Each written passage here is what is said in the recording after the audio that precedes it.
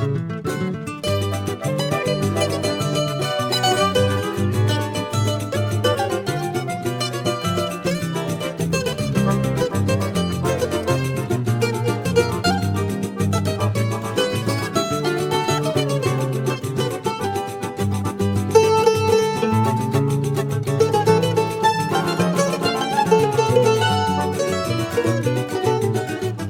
uma coisinha rápida para a gente fazer a introdução dessa celebração.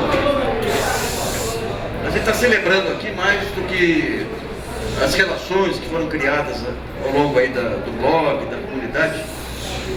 Nós estamos aqui representando, todos nós aqui, uma revolução que está em curso. Uma revolução que está em curso no país. Ô Raí, eu vou falar para o Lula, hein? Vou falar para a Bíblia, hein, Raí? Vou falar para a Bíblia, hein? Hoje, um pouquinho antes aqui de começar a rodada, estava o delegado Protógenes aqui. Ele veio, ficou um tempo aqui, cantou um samba de roda. Tá? E ficamos lembrando o que foi esse início. Foi a segunda vez que conversei com ele na vida. O pessoal achava que era fonte aí. Mas a gente lembrando o que foram esses 2 anos aí de criação de uma comunidade construída em conhecimento. Nesse período aí, o país passou por grandes mudanças. Houve uma guerra insana aí, que o episódio mais relevante foi a Satyagraha. E daí, passado aí um ano e meio, a gente começou a olhar quem são as pessoas que entraram nessa briga. Pessoas que algumas se conheciam, outras não. De repente aparece um delegado aí com um monte de tiro para todo lado. Aí o negócio reverte para a mídia, tiroteio para cá e para lá. Nós tivemos nesse período aí a maior barreira midiática que já foi criada, que eu conheço 40 anos de jornalismo. Foi aquela unanimidade cúmplice, né, em torno para tentar derrubar Satyagraha, aquela coisa que entrava no poder do Estado, entrava no poder da mídia, entrava a influência do judiciário. E do outro lado, o que se tinha no começo? Tinha um grupo aí de pessoas, cada qual na sua trincheira, muitas nem se conhecendo aí, que sabiam que estava um terremoto acontecendo no país, e demorando um pouquinho para entender qual era a lógica desse terremoto. Esse terremoto varria redações, era um terremoto que se refletia parte na imprensa, parte no judiciário, se refletia toda aquela larva subterrânea que marca a política brasileira, e que com tantos anos de zona cinzenta aí andou criando uma solidariedade no crime aí, que era uma coisa inacreditável, né? Porque entrava não apenas, digamos, os criminosos militantes, mas uma parte do poder político brasileiro e do poder de mídia. E quando começou essa guerra foi para o âmbito da internet, e na internet nós vimos nascer, nós estamos testemunhando aqui, nesses abraços que vocês estão dando a colegas, nesses reencontros aí de pessoas que só conheciam no virtual, nós estamos, de certo modo aqui, acho que como os cristãos nas catacumbas. Eu lembro que quando começou esse jogo dos blogs, que entrou o Paulo era um rapaz, Paulo Freitas aí, eu coloquei até um comentário dele aí, ele falou, eu sou filho de acadêmicos, pai, tio do professor da USP, eles leem os jornais. E eu entro na internet, leio o seu blog, leio o blog do seu, o blog do Reinaldo, o blog do Paulo Henrique, isso aqui. Daí quando nós temos as reuniões de fim de semana, eu fico com a maior pena deles. Quando eu coloquei aquilo, eu coloquei aquele comentário, publiquei em forma de post, o que deu para perceber embaixo era um monte de comentário emocionado, quer dizer, um relato frio dele que despertou emoções de quem caía a ficha seguinte, nós estamos construindo um novo país. E daí entram as responsabilidades intrínsecas quando a gente consegue criar uma comunidade com o caráter que vocês demonstraram nesse período todo. Tudo bem que tem desequilíbrio lá, eu diria que 80%, 90% é lulista, 1% é fanático pelo Lula, que é o Raí. Então essa diversidade ainda não conseguimos em todos os níveis. Aí por quê? Porque são os órfãos da mídia. Mas gradativamente o que nós vemos lá na comunidade, nas discussões do blog, nós estamos descobrindo a diversidade. Nós estamos descobrindo a tolerância. Está certo que tem que, de vez em quando, dar uma raspada nas abelhas que aparecem por lá para não embananar a discussão. Mas nós temos pensamentos hoje divergentes lá que são civilizados, discussão civilizada. E nesse período nós logramos construir um conhecimento, e nós criamos um novo padrão de conhecimento em termos jornalísticos, em termos midiáticos. Eu lembro os episódios que cercaram a Satyagraha, o que vocês trouxeram. Eu estava enrolado, lá, correndo para todo lado, aí de repente vinha lá e falava, olha, aquele negócio da escuta ambiental no Supremo, lembra? Aquele angu da Veja que provocou CPI, usando o nome do Supremo, uma coisa vergonhosa. O Supremo usando a marca Supremo para passar uma mentira. Daí surge, tem aquele cara, a gente começou a desconfiar lá, bater naquela tecla, daí aparece o relatório na CPI. Daí alguém traz o relatório. Eu publico o relatório. Meia hora depois, 4 especialistas em telecomunicações já tinham desmontado o relatório. Então, pessoal, isso aqui não é escuta nem aqui nem na China. Por quê? Porque eles estão captando o som de fora para dentro, escuta de dentro para fora. Primeiro ponto. Segundo ponto, se fizeram uma varredura e não encontraram o aparelho, era muito pequeno. Logo do outro lado tinha que ter um carro com uma baita de uma antena para captar aquele sinal. Daí um outro, o misterioso Stanley Burburinho, pega lá o Google. Tá por aí, ó. Stanley Burburinho. Ele pega. Olha, ele não contou pra ninguém, nem pra mim, mas deve estar em todo lugar. Tá fantasiado de mulher, mas tá. Fantasiado de mulher?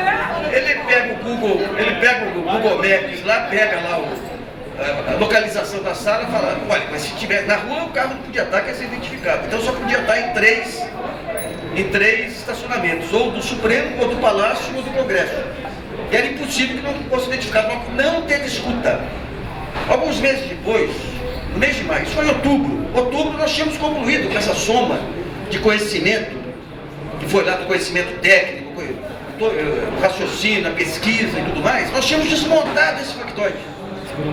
Em maio eu conversei com o delegado Luiz Fernando, que veio dar uma entrevista para tentar explicar a posição da Polícia Federal, e no final perguntei, eu falei, mas vem cá, então o relatório da escuta do Supremo, foi o maior problema que nós estamos, porque não tem nada aí. Se a gente fechar o relatório, desmoraliza o presidente do Supremo. Esse foi um caso. Teve outro caso, aquele caso do material da BIM que fazia escuta, lembra aquele carnaval todo, a imprensa inteira discutindo, de repente minha fonte lá, o jogo, perdi a fonte, mas tudo bem. Ele aparece com a lista lá da BIM. Alguém traz a lista. Daí eu acho que foi o João Virgílio, se não me engano, faz uma pesquisa, fala, não, essa lista que ele copiou do site do fabricante. Chamada lá, Jobim mentiu.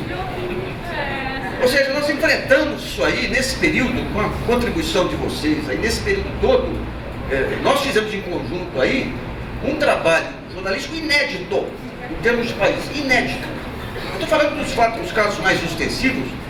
Se pegar lá as pesquisas da Maria, da misteriosa da Maria aí no Diário Oficial, se pegar a blogueira de Brasília, que pegou aquela história da página amarela da Veja, junto com a propaganda, com a compra de assinaturas do Joaquim Roriz. Mas não, o Roriz não, o Arruda. Mas veja bem, não foi só questão de denúncia. Nós entramos naquele período, aquela guerra que eu nunca vi em termos. O envolvimento da mídia com o crime organizado eu nunca vi. Eu só consegui entender aquele terremoto que estava acontecendo quando eu estava na Folha, com o tempo, quando você vai juntando as peças. E hoje eu conversava até com o Protógeno, nós chegamos a conclusões semelhantes sem nos conhecermos por caminhos diversos. Ele investigando, colocando as escutas e eu analisando as impressões digitais das matérias. Então nós estamos no meio da grande guerra. Olha, nós tivemos grandes batalhas nesse país. A Batalha das Diretas, foi uma batalha tremenda, com a participação de todo mundo, foi um brado de civilidade fantástico. A Batalha da Constituinte, que instituiu a cidadania nesse país. Nós tivemos muitas batalhas aí civilizatórias, mas eu digo para o senhor o seguinte, nós estamos hoje como protagonistas da mãe de todas as batalhas. Que essa batalha é que vai mudar tudo, que é a questão do fim do monopólio da opinião pública. O país que está vindo por aí é um outro bicho, é outro jogo. Hoje vocês veem, até algum tempo atrás, só virava fato político que passava por 3 ou 4 jornais, por uma revista, por uma televisão. Então você tinha os órfãos da mídia, não eram apenas o governo do Eduardo Guimarães, não era só o MST, era também o agronegócio, era também o setor industrial, porque o único setor que conseguia espaço lá no mercado financeiro, no início por questão ideológica e depois por questão de cumplicidade, os acordos que foram feitos espúrios aí entre jornais e gestores de fundos de investimento. Com o rompimento desse monopólio, de um lado, nós provamos, vocês provaram, nós provamos em conjunto que nós temos muito mais informação do que a mídia. Se a mídia coloca 30 temas lá, eu coloco 30 temas no blog, para cada tema você vai ter 2, 3 pessoas que vão trazer informações muito mais consistentes, que são destacadas e passam a compor o nível de conhecimento geral do blog. Então, digamos, essa batalha da informação nós ganhamos. O próximo passo, o que vai ser? Vai ter que ter uma estrutura de redação para pegar as discussões que ocorrem, ricas, riquíssimas, e transformar em matérias sem capacidade de manipulação. Porque a matéria-prima está lá, está registrada lá. Então esse jogo da velha mídia acabou. Outro dia eu estava, fim de semana, entrei numa nostalgia danada. Falei, pô, a gente teve uma guerra contra a Veja, contra a Folha, de repente você olha, acabou. Acabou a guerra, nós vencemos. Nós vencemos. O próximo jogo vão ser aqueles pontos inevitáveis. Aqui a gente tem muito, a própria mídia criou aquela síndrome do vampiro, né? Você tinha uma luva, enquanto ficasse uma estaca numa luva, daí morre uma luva entre o Guerça, se não ficasse uma estaca no Guerça, o último vampiro é a mídia. Então esse jogo, essa deterioração que ocorreu nos últimos anos, que não era algo que havia antes, e que contaminou todo o tecido midiático e contaminou toda a estrutura política desse país. Porque a denúncia, em vez de ser um fator de aprimoramento, virou um fator de achaque, um fator de jogada política. No novo jogo que está vindo por aí, o que vai acontecer? Você vai ter alguns blogs, sites, tudo que vão ser agregadores. Você vai ter a informação e a opinião sendo criada em todo o Brasil. Nós somos pela primeira vez um país continental. O desenvolvimento está indo para o interior. O Nordeste está renascendo. Nós estamos vendo agora uma recuperação dos valores nacionais. E os valores nacionais, assim como nos anos 20, 30, vêm do interior, vêm do Brasil profundo. Foi lá que o Villa-Lobos e Mário de Andrade foram buscar inspiração. Foi lá que os nordestinos foram para o Rio de Janeiro, mudaram a música carioca, depois com a internacionalização trazida por Pixinguinha, tudo, que reconstruiu o país. Nós estamos nesse momento com a internet permitindo essa integração com a cultura brasileira, em todos os níveis, permitindo o aparecimento de grupos que estavam escondidos, grupos de interesse importantes, pessoal de inovação, pessoal de saúde, pessoal de tecnologia, e que isso cria um novo paradigma de país. Não é um partido político que vai representar esse conjunto de fatores. Você tem grupos que se dividem em relação a políticas afirmativas, grupos que se dividem em relação a célula-tronco, grupos que se dividem em relação à política econômica. Então você não tem um partido que vai representar isso mais. Isso vai surgir de discussões, de negociações e do exercício da tolerância.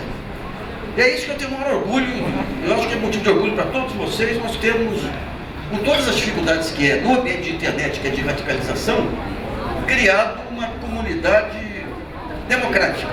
Eu não diria, ainda tem muita intolerância lá, mas tem muito menos do que em qualquer outro lugar, que nós caminhamos para praticar essa nova democracia que vem da internet. Eu digo para o senhor o seguinte: quando eu conheci essa guerra, uma vez, são decisões solitárias que eu construí sua família, porque eles tinham que dividir essa barra comigo. Alertei que vinha pela frente e todos concordaram com um argumento muito simples: se não fizer isso, você morre. Eu falei, morro de tristeza, morro de agora. E quando você entra, aquele sentimento da solidão total. E de repente, pelo blog, você começa a receber carinho, apoio. E daí você começa a ver na blogosfera pessoas que você nunca imaginou que existissem. Outro dia até escrevi, comparando com aquela trilogia do Anel, é como se tribos surgissem de todos os lados, te dando apoio, levantando a bola. E daí você descobre o seguinte: meu Deus, você tem um universo aqui, e um universo de vontades individuais.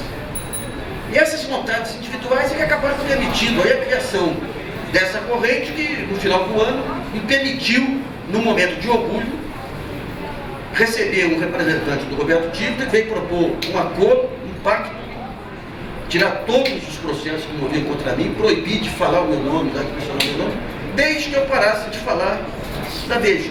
Daí eu perguntei, e como é que eu vou explicar para os meus leitores se a Veja continuar esse lixo que está? Ele falou, mas você está vendo que isso aí é para mudar a Veja? Que a Veja vai mudar? Não vai mudar, vão te tirar as pessoas que foram usadas nesse período todo aí e vai continuar nesse jogo. Mas a grande batalha que vem pela frente é uma outra batalha, nova. É a batalha de você tentar ver toda essa dispersão que tem na internet, promover a grande discussão nacional. Não tem mais condutores de volta. O último condutor que está fazendo a transição aí é o Lula. É o Lula que está fazendo a transição. Daqui para adiante é cada um por si e cada um por todos. Eu acho que o blog, nós vamos ainda ter nos próximos anos aí um trabalho tão relevante quanto foi nesses últimos 2 anos, foram anos de batalha terríveis que impediam a construção. Tem uma coisa que tem com essa maluquice da mídia, que cada vez que você tinha que fazer uma crítica relevante, você olhava e falava, poxa, mas a crítica aqui é só instrumento de golpe. Como é que nem o Luiz Fernando Veríssimo falou? Toda vez que eu vou criticar o governo, eu olho na companhia de quem que eu estou. Daí eu arrepio. E vai exigir críticas. Vai exigir a criação de uma nova oposição. É impossível ficar sem oposição. Não pode o próximo governante ficar com poder absoluto. Nós vamos ter que defender o Brasil da oposição, mas não da força da oposição, da fraqueza da oposição. Eu acho que nós todos estamos aqui para fazer uma complementação.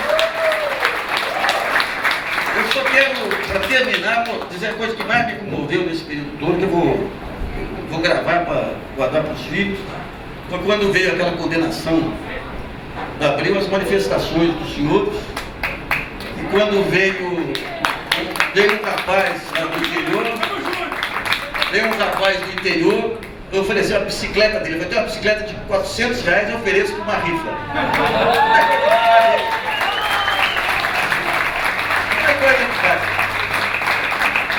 Quando eu comecei essa guerra, eu pegava minhas tias, lá ia para a Vila Maria, pegava as tias para pegar aqueles fluidos familiares, ancestrais e tudo.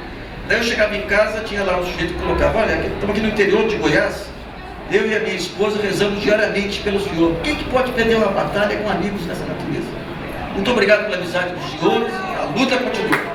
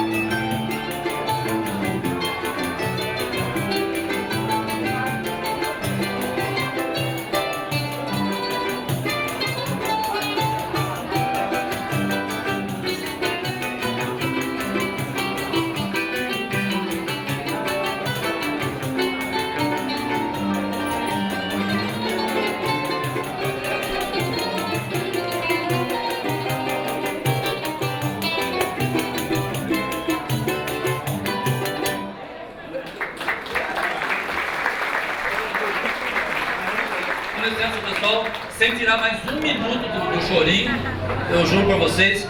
O Grupo La Pátria Grande, que é hoje o mais numeroso, não o mais importante, nem o mais significativo, mas o mais numeroso do portal, quer passar às mãos do Luiz Nassif uma pequena lembrancinha dessa data, desse evento tão importante. E eu mandei gravar aqui, nós mandamos, né? Porque foi tudo discutido democraticamente, entendeu? Ao pioneiro jornalista Luiz Nassif, conferimos essa lembrança como Amigo de La Pátria Grande, São Paulo 2009. A pessoa que gravou é mais fã do Luiz Nassif do que eu. Ao invés de ao pioneiro jornalista, ele gravou ao primeiro jornalista. Aí também já é demais, né?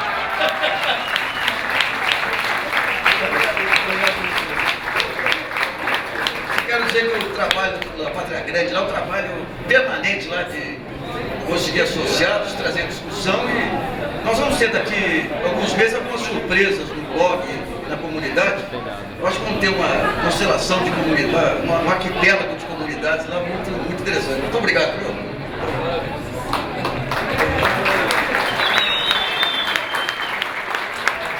Eu vou deixar com vocês agora, a gente vai ter também outros artistas também que vão estar acompanhando. O João Macacão, grande amigo, grande violonista e cantor. Joãozinho Torto, grande cavaquinho. E o Tigrão, que é o Tigrão do Pandeiro.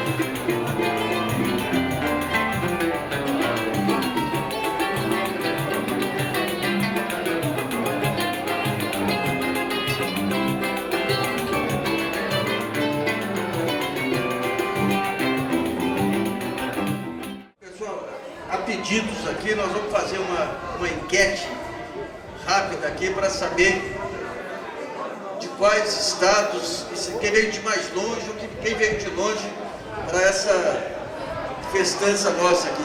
Bahia, Ilhéus, a única mineira de Ilhéus aí. Onde? É Bahia e Ilhéus, né? Mas só Ilhéus, eu acho que tem mais Bahia, né? Ilhéus, bom, Florianópolis nós temos ali, né? Ponta Grossa, olha só, Rio de Janeiro e arredores de Rio de Janeiro, que é Juiz de Fora, Brasília também, temos gente aqui de Brasília, Copacabana, que é uma cidade independente do Rio de Janeiro, Goiânia, olha o Centro-Oeste aí representado, Poços de Caldas, que tem aqui as irmãs também aí, São Miguel Paulista, Campinas, Cacunde, olha só,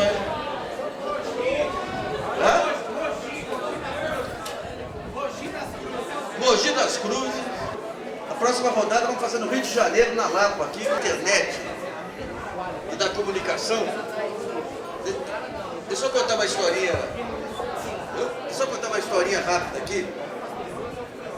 Quando saiu, nós temos um colega nosso lá no blog, que é um dos mais assíduos, que é o Roberto São Paulo. O Roberto São Paulo, ele entra nos horários mais diferentes do mundo. Quando saiu esse plano habitacional aí, Minha Casa Meu Sonho, para saber se o plano daria certo, precisaria fazer um levantamento para ver a capacidade de mobilização de estados e municípios. O Roberto, durante uma semana, ele fuçou tudo quanto foi site de Amapá, de tudo quanto é cidade, mostrando a mobilização. Nós tivemos, durante a primeira semana de lançamento do plano, a comprovação que ia dar certo por conta do trabalho do Roberto. E o Roberto sempre foi um sujeito muito humilde, Daí, fiquei curioso de saber do Roberto, peguei o IP dele, Japão. Daí mandei um e-mail para ele e falei, Roberto, conta mais de você. Ele falou, por quê? Eu estou atrapalhando? Eu falei, pelo contrário, você é um dos que mais contribui.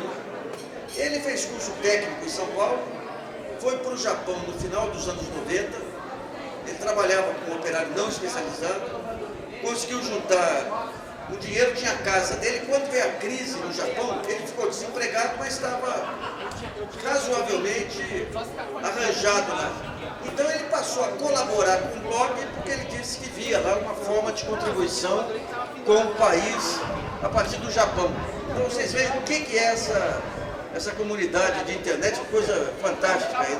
Eu queria dedicar aqui o brinde final aí ao Roberto do Japão, que nem deve saber que está sendo brindado aqui, mas será informado pelo blog aqui, porque é o representante típico do que é a globalização positiva aí, do que é esse Brasil espalhado pelo mundo aí. Então, vamos continuar a festa aí.